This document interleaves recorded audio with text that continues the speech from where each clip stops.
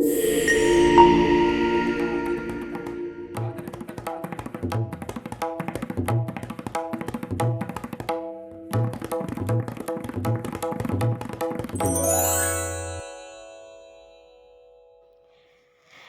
दोस्तों, चलिए शुरुआत करते हैं कहानी वाचन उसने कहा था, जिसे लिखा है चंद्रधर शर्मा गुलेरी जी ने।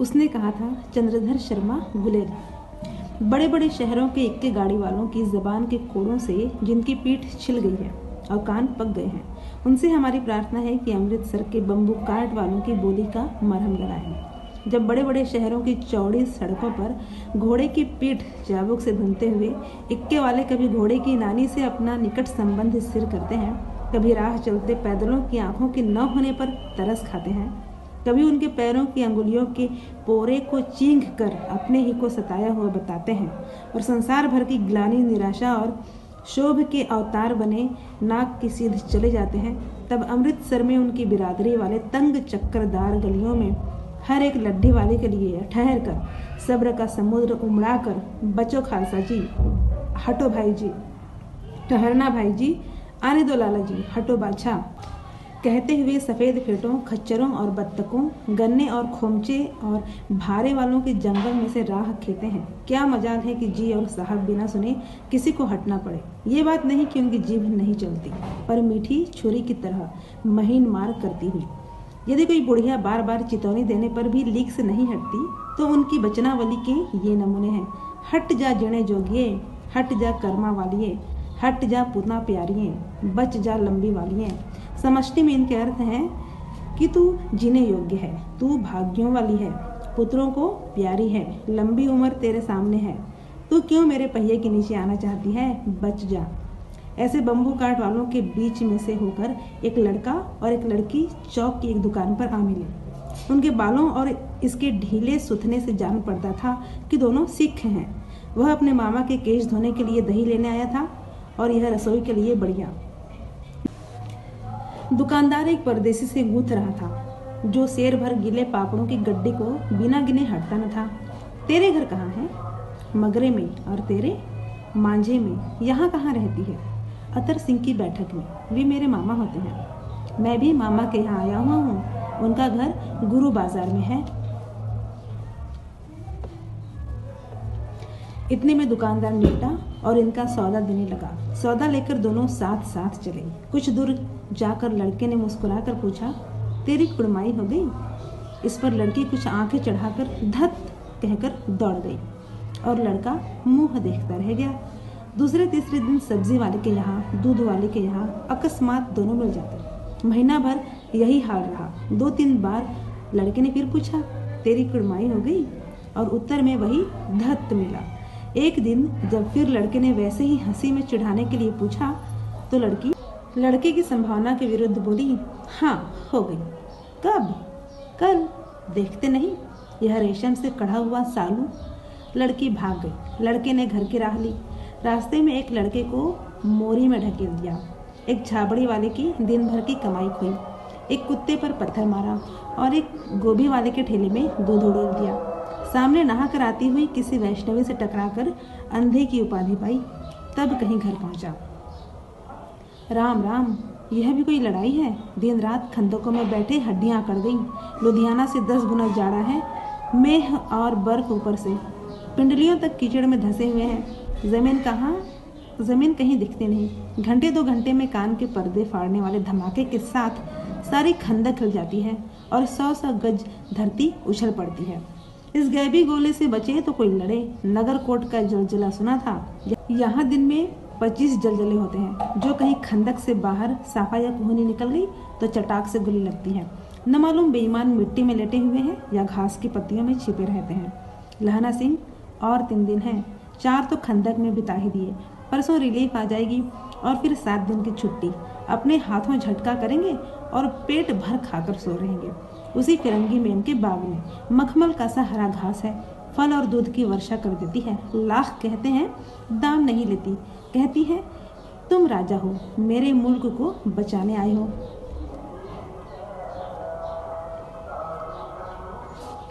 4 दिन तक पलक नहीं झपी। बिना फेरे घोड़ा बिगड़ता है और बिना लड़े सिपाही। मुझे तो संगीन चढ़ाकर मार्च का हुक्म मिल जाए, फिर 7 जर्मनों को अकेला मारकर न लौटूं तो मुझे दरबार साहब की देहली पर मत्था टेकना नसीब न हो। पाजी कहीं के कलों के घोड़े संगीन देखते ही मुंह फाड़ देते हैं और पैर पकड़ने लगते हैं। यूं अंधेरे में 30-30 मन का गोला फेंकते हैं। उस दिन धावा किया था, 4 मील तक एक जर्मन नहीं छोड़ा था। पीछे जनरल ने हट जाने का कमान दिया, नहीं तो सीधे बर्लिन पहुंच जाते। क्यों? सूबेदार हजारा सिंह ने मुस्कुराकर कहा। लड़ाई के मामले जमादार या नायक के चलाए नहीं चलते। बड़े अफसर दूर की सोचते हैं। 300 मील का सामना है, एक तरफ बढ़ गए तो क्या होगा? सूबेदार जी सच है, लहना सिंह बोला, पर करें क्या? हड्डियों हड्डियों में तो जाड़ा धंस गया है। सूर्य निकलता नहीं और खाई में दोनों तरफ से चंबे की बावलियों के से सोते झर रहे हैं। एक धावा हो जाए तो गर्मी आ जाए। उद्मी उठ, सिगड़ी में कोले डाल। वजीरा, तुम 4 जने बाल्टियां लेकर खाई का पानी बाहर फेंको। महासिंह, शाम हो गई है, खाई के दरवाजे का पहरा बदल ले। यह कहते हुए सूबेदार सारी खंदक में चक्कर लगाने लगे। वजीरा सिंह पलटन का विदूषक था। बाल्टी में गंदला पानी भरकर खाई के बाहर फेंकता हुआ बोला, मैं पाधा बन गया हूँ। करो जर्मनी के बादशाह का तर्पण। इस पर सब खिलखिला पड़े और उदासी के बादल फट गए। लहना सिंह ने दूसरी बाल्टी भर कर उसके हाथ में देकर कहा, अपनी बाड़ी के खरबूजों में पानी दो। ऐसा खाद का पानी पंजाब भर में नहीं मिलेगा। हाँ, देश क्या है, स्वर्ग है। मैं तो लड़ाई के बाद सरकार से 10 धुमा जमीन यहाँ मांग लूंगा और फलों के बूटे लगाऊंगा। लाड़ी होरा को भी यहाँ बुला लोगे, या वही दूध पिलाने वाली फरंगी मेम? चुप करा, यहाँ वालों को शर्म नहीं। देश देश की चाल है। आज तक मैं उसे समझा न सका कि सिख तंबाकू नहीं पीते। वह सिगरेट देने में हट करती है, ओठों में लगाना चाहती है, और मैं पीछे हटता हूँ तो समझती है कि राजा बुरा मान गया। अब मेरे मुल्क के लिए लड़ेगा नहीं। अच्छा, अब बोधा सिंह कैसा है? अच्छा है।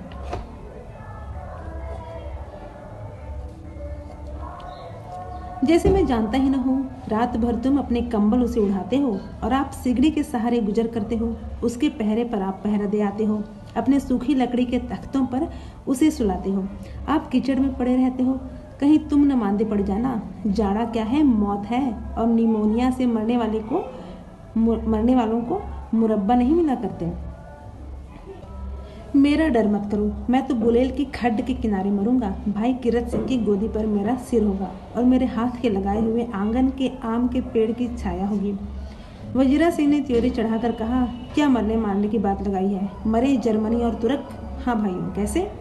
दिल्ली शहर ते पिशोर नो जांदिए, कर लेना लौंगा दा व्यापार मड़िए, कर लेना नादेड़ा सौदा अड़िए। ओए लाना चटाका कदुए नू, क बनाया वे मजेदार गोरिए। हुण लाना चटाका कदुए नू।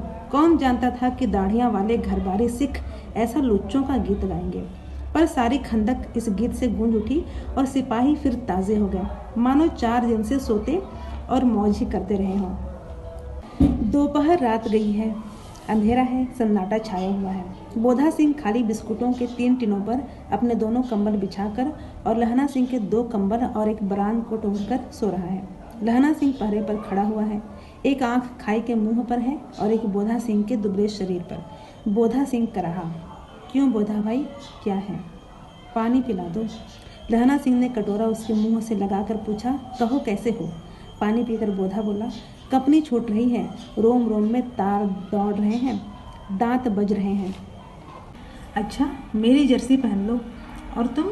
मेरे पास सिगड़ी है और मुझे गर्मी लगती है, पसीना आ रहा है। ना, मैं नहीं पहनता। 4 दिन से तुम मेरे लिए। हाँ, याद आई, मेरे पास दूसरी गर्म जर्सी है, आज सवेरे ही आई है। विलायत से बुन कर भेज रही हैं मेमे, गुरु उनका भला करे। यूँ कहकर लहना अपना कोट उतारकर जर्सी उतारने लगा। सच कहते हो? और नहीं झूठ। यूँ कहकर नहीं करते बोधा को उसने जबरदस्ती जर्सी पहना दी और आप खाकी कोट और जीन का कुर्ता भर पहनकर पहरे पर आ खड़ा हुआ। मेम की जर्सी की कथा केवल कथा थी। आधा घंटा बीता, इतने में खाई के मुंह से आवाज आई, सूबेदार हजारा सिंह। कौन? लपटन साहब। हुक्म हुजूर। कहकर सूबेदार तन कर फौजी सलाम करके सामने हुआ। देखो, इसी समय धावा करना होगा। मील भर की दूरी पर पूरब के कोने में एक जर्मन खाई है। उसमें 50 से ज़्यादा जर्मन नहीं हैं। इन पेड़ों के नीचे नीचे 2 खेत काटकर रास्ता है। 3-4 घुमाव हैं। जहाँ मोड़ है वहाँ 15 जवान खड़े कराया हूँ। तुम यहाँ 10 आदमी छोड़कर सबको साथ ले उनसे जा मिलो। खंदक छीनकर वहीं, जब तक दूसरा हुक्म न मिले डटे रहो, हम यहाँ रहेगा। जो हुक्म। चुपचाप सब तैयार हो गए। बोधा भी कंबल उतारकर चलने लगा। तब लहना सिंह ने उसे रोका। लहना सिंह आगे हुआ तो बोधा के बाप सूबेदार ने उंगली से बोधा की ओर इशारा किया। लहना सिंह समझकर चुप हो गया। पीछे 10 आदमी कौन रहे इस पर बड़ी हुज्जत हुई। कोई रहना न चाहता था। समझा बुझा कर सूबेदार ने मार्च किया। लेफ्टिनेंट साहब लहना की सिगड़ी के पास मुंह फेर कर खड़े हो गए और जेब से सिगरेट निकालकर सुलगाने लगे। 10 मिनट बाद उन्होंने लहना की ओर हाथ बढ़ाकर कहा, लो तुम भी पियो। आंख मारते मारते लहना सिंह सब समझ गया। मुंह का भाव छिपाकर बोला, लाओ साहब। हाथ आगे करते ही उसने सिगड़ी के उजाले में साहब का मुंह देखा, बाल देखे। तब उसका माथा ठनका। लेफ्टिनेंट साहब के पट्टियों वाले बाल एक दिन में ही कहाँ उड़ गए और उनकी जगह कैदियों से कटे बाल कहाँ से आ गए। शायद साहब शराब पिए हुए हैं और उन्हें बाल कटवाने का मौका मिल गया है। लहना सिंह ने जांचना चाहा। लेफ्टिनेंट साहब 5 वर्ष से उसकी रेजिमेंट में थे। क्यों साहब, हम लोग हिंदुस्तान कब जाएंगे? लड़ाई खत्म होने पर। क्यों, क्या यह देश पसंद नहीं? नहीं साहब, शिकार के वे मज़े यहाँ कहाँ। याद है 5 साल नकली लड़ाई के पीछे हम आप जगाधरी जिले में शिकार करने गए थे। हाँ, वही जब आप खोते पर सवार थे और आपका खानसामा अब्दुल्ला रास्ते के एक मंदिर में जल चढ़ने को रह गया था। बेशक, पाजी कहीं का। सामने से वह नील गाय निकली कि ऐसी बड़ी मैंने कभी न देखी थी और आपकी एक गोली कंधे में लगी और पुट्ठे में निकली। ऐसे अफसर के साथ शिकार खेलने में मज़ा है। क्यों साहब, शिमले से तैयार होकर उस नील गाय का सिर आ गया था ना। आपने कहा था कि रेजिमेंट की मैस में लगाएंगे। हाँ, पर मैंने वह विलायत भेज दिया। ऐसे बड़े बड़े सिंग 2-2 फुट के तो होंगे। हाँ लहरा सिंह, 2 फुट 4 इंच के थे। तुमने सिगरेट नहीं पिया? पीता हूँ साहब, दियासलाई ले आता हूँ, कहकर लहना सिंह खंदक में घुसा। अब उसे संदेह नहीं रहा था। उसने झटपट निश्चय कर लिया कि क्या करना चाहिए। अंधेरे में किसी सोने वाले से वह टकराया। कौन, वजीर सिंह? हाँ, क्यों लहना, क्या कयामत आ गई? ज़रा तो आँख लगने दी होती। होश में आओ, कयामत आई है और लेफ्टिनेंट साहब की वर्दी पहन कर आई है। क्या? लेफ्टिनेंट साहब या तो मारे गए हैं या कैद हो गए हैं। उनकी वर्दी पहनकर यह कोई जर्मन आया है। सूबेदार ने इसका मुंह नहीं देखा, मैंने देखा और बातें की हैं। सोहरा साफ उर्दू बोलता है, पर किताबी उर्दू, और मुझे पीने को सिगरेट दिया है। तो अब मारे गए। धोखा है। सूबेदार हो रहा कीचड़ में चक्कर काटते फिरेंगे और यहाँ खाई पर धावा होगा। उठो, एक काम करो, पलटन के पैरों के निशान देखते देखते दौड़ जाओ। अभी बहुत दूर न गए होंगे। सूबेदार से कहो एकदम लौट आए। खंदक की बात झूठ है, चले जाओ। खंदक के पीछे से निकल जाओ, पत्ता तक न खड़के, देर मत करो। हुक्म तो यह है कि यहीं ऐसी तैसी हुक्म की। मेरा हुक्म जमादार लहना सिंह, जो इस वक्त यहाँ सबसे बड़ा अफसर है, उसका हुक्म है। मैं लेफ्टिनेंट साहब की खबर लेता हूँ। पर यहाँ तो तुम 8 हैं। 8 नहीं 10 लाख। एक अकालिया सिख 1.25 लाख के बराबर होता है। चले जाओ। लौटकर खाई के मुहाने पर लहना सिंह दीवार से चिपक गया। उसने देखा कि लेफ्टिनेंट साहब ने जेब से बेल के बराबर 3 गोले निकाले। तीनों को जगह जगह खंदक की दीवारों में घुसेड़ दिया और तीनों में एक तार सा बांध दिया। तार के आगे सूत की एक गुत्थी थी, जिसे सिगड़ी के पास रखा। बाहर की तरफ जाकर एक दियासलाई जलाकर गुत्थी पर रखने।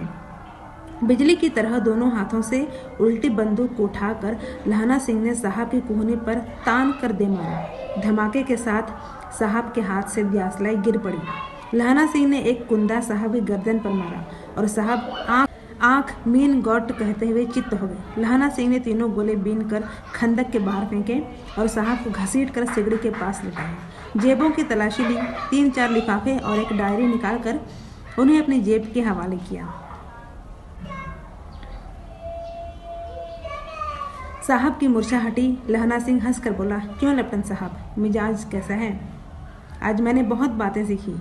यह सीखा कि सिख सिगरेट पीते हैं। यह सीखा कि जगाधरी के जिले में नील गायें होती हैं और उनके 2 फुट 4 इंच के सींग होते हैं। यह सिखा कि मुसलमान खानसामा मूर्तियों पर जल चढ़ाते हैं और लेफ्टिनेंट साहब खोते पर चढ़ते हैं। पर यह तो कहो, ऐसी साफ उर्दू कहाँ से सीखा है? हमारे लेफ्टिनेंट साहब तो बिन डेम के 5 लफ्ज भी नहीं बोला करते थे। लहना ने पतलून की जेबों की तलाशी नहीं ली थी। साहब ने मानो जाड़े से बचने के लिए दोनों हाथ जेबों में डाले। लहना सिंह कहता गया, चालाक तो बड़े हो, पर मांझे का लहना इतने बरस लेफ्टिनेंट साहब के साथ रहा है, उसे चकमा देने के लिए 4 आंखें चाहिए। 3 महीने हुए एक तुर्की मौलवी मेरे गांव आया था। औरतों को बच्चे होने का तावीज़ बांटता था और बच्चों को दवाई देता था। चौधरी के बड़ के नीचे मंजा बिछाकर हुक्का पीता रहता था और कहता था कि जर्मनी वाले बड़े पंडित हैं, वेद पढ़ पढ़कर उसमें से विमान चलाने की विद्या जान गए हैं। गौ को नहीं मारते, हिंदुस्तान में आ जाएंगे तो गो हत्या बंद कर देंगे। मंडी के बनियों को बहकाता कि डाक खाने से रुपया निकाल लो, सरकार का राज्य जाने वाला है। डाक बाबू पोल्हूराम भी डर गया था। मैंने मुल्ला जी की दाढ़ी मोड़ दी थी और गांव से बाहर निकल कर कहा था कि मेरे गांव में अब पैर रखा तो साहब की जेब में से पिस्तौल चला और लहना की जांघ में गोली लगी। इधर लहना की हेनरी मार्टिन के 2 फायरों ने साहब की कपाल क्रिया कर दी। धड़ाका सुनकर सब दौड़ आए। बोधा चिल्लाया, क्या है? लहना सिंह ने उसे यह कहकर सुला दिया कि एक हड़का हुआ कुत्ता आया था, मार दिया, और औरों से सब हाल कह दिया। सब बंदूकें लेकर तैयार हो गए। लहना ने साफा फाड़कर घाव के दोनों तरफ पट्टियां कसकर बांधी। घाव मांस में ही था। पट्टियों के कसने से लहू निकलना बंद हो गया। इतने में 70 जर्मन चिल्लाकर खाई में घुस पड़े। सिखों की बंदूक की बाढ़ ने पहले धावे को रोका, दूसरे को रोका, पर यहाँ थे 8। लहना सिंह तक कर मार रहा था, वह खड़ा था और लेटे हुए थे, और वे 70 अपने मुर्दा भाइयों के शरीर पर चढ़कर जर्मन आगे घुसाते थे। थोड़े से मिनटों में वे अचानक आवाज़ आई, वाह गुरु जी की फतेह, वाह गुरु जी का खालसा, और धड़ाधड़ बंदूकों के फायर जर्मनों की पीठ पर पड़ने लगे। ऐन मौके पर जर्मन 2 चक्की के पाटों के बीच में आ गए। पीछे से सूबेदार हजारा सिंह के जवान आग बरसाते थे और सामने लहना सिंह के साथियों के संगीन चल रहे थे। पास आने पर पीछे वालों ने भी संगीन पिरोना शुरू कर दिया। एक किलकारी और अकाल सिखा दी फौज आई, वाह गुरु जी दी फतह, वाह गुरु जी दा खालसा, सत श्री अकाल पुरख, और लड़ाई खत्म हो गई। 63 जर्मन या तो खेत रहे थे या कराह रहे थे। सिखों में 15 के प्राण गए। सूबेदार के दाहिनी कंधे में गोली आर पार निकल गई। लहना सिंह की पसली में एक गोली लगी। उसने घाव को खंदक की गीली मिट्टी से पूर लिया और बाकी का साफा कसकर कमरबंद की तरह लपेट लिया। किसी को खबर न हुई कि लहना को दूसरा भारी घाव लगा है। लड़ाई के समय चांद निकल आया था, ऐसा चांद जिसके प्रकाश से संस्कृत कवियों का दिया हुआ शई नाम सार्थक होता है, और हवा ऐसे चल रही थी जैसे बाण भट्ट की भाषा में दंत विनोपदेशाचार्य कहलाते। वजीरा सिंह कह रहा था कि कैसे मन भर फ्रांस की भूमि मेरे बूटों से चिपक रही थी। जब मैं दौड़ा सूबेदार के पीछे गया था, सूबेदार लहना सिंह से सारा हाल सुन और कागजात पाकर वे उसकी तुरंत बुद्धि को सराह रहे थे और कह रहे थे, तू न होता तो आज सब मारे जाते। इस लड़ाई की आवाज़ 3 मील दाहिनी ओर के खाई वालों ने सुन ली थी। उन्होंने पीछे टेलीफोन कर दिया था। वहाँ से झटपट 2 डॉक्टर और 2 बीमार ढूंढने की गाड़ियाँ चली, जो कोई 1.5 घंटे के अंदर आ पहुँची। फील्ड अस्पताल नज़दीक था। सुबह होते होते वहाँ पहुँच जाएंगे, इसलिए मामूली पट्टी बांधकर एक गाड़ी में घायल लिटाए गए और दूसरी में लाशें रखी गई। सूबेदार ने लहना सिंह की जांघ में पट्टी बंधवानी चाहिए, पर उसने यह कहकर टाल दिया कि थोड़ा घाव है, सवेरे देखा जाएगा। बोधा सिंह ज्वर में बर्रा रहा था। वह गाड़ी में लिटाया गया। लहना को छोड़कर सूबेदार जाते नहीं थे। यह देख लहना ने कहा, तुम्हें बोधा की कसम है और सूबेदारनी जी की सौगंध है जो इस गाड़ी में न चले जाओ, और तुम मेरे लिए वहाँ पहुँचकर गाड़ी भेज देना, और जर्मन मुर्दों के लिए भी तो गाड़ी आती होंगी। मेरा हाल बुरा नहीं है, देखते नहीं मैं खड़ा हूँ। वजीरा सिंह मेरे पास है ही। अच्छा, पर बोधा गाड़ी पर लेट गया, भला आप भी चढ़ जाओ। सुनिए तो, सूबेदारनी होरा को चिट्ठी लिखो तो मेरा मत्था टेकना लिख देना, और जब घर पर जाओ तो कह देना कि मुझसे जो उसने कहा था वह मैंने कर दिया। गाड़ियाँ चल पड़ी थीं। सूबेदार ने चढ़ते चढ़ते लहना का हाथ पकड़कर कहा, तैने मेरे और बोधा के प्राण बचाए हैं। लिखना कैसा, साथ ही घर चलेंगे। अपनी सूबेदारनी को तू ही कह देना उसने क्या कहा था। अब आप गाड़ी पर चढ़ जाओ, मैंने जो कहा वह लिख देना और कह भी देना। गाड़ी के जाते लहना लेट गया। वजीरा पानी पिला दे और मेरा कमरबंद खोल दे, तर हो रहा है। मृत्यु के कुछ समय पहले स्मृति बहुत साफ हो जाती है। जन्म भर की घटनाएं एक एक करके सामने आती हैं। सारे दृश्यों के रंग साफ होते हैं। समय की धुंध बिल्कुल उन पर से हट जाती है। लहना सिंह 12 वर्ष का है। अमृतसर में मामा के यहाँ आया हुआ है। दही वाले के यहाँ, सब्जी वाले के यहाँ, हर कहीं उसे एक 8 वर्ष की लड़की मिल जाती है। जब वह पूछता है तेरी कुड़माई हो गई, तब धत्त कहकर वह भाग जाती है। एक दिन उसने वैसे ही पूछा तो उसने कहा हाँ कल हो गई। देखते नहीं यह रेशम के फूलों वाला सालू। सुनते ही लहना सिंह को दुख हुआ, क्रोध हुआ। क्यों हुआ? वजीरा सिंह पानी पिला दे। 25 वर्ष बीत गए। अब लहना सिंह नंबर 77 राइफल्स में जमादार हो गया है।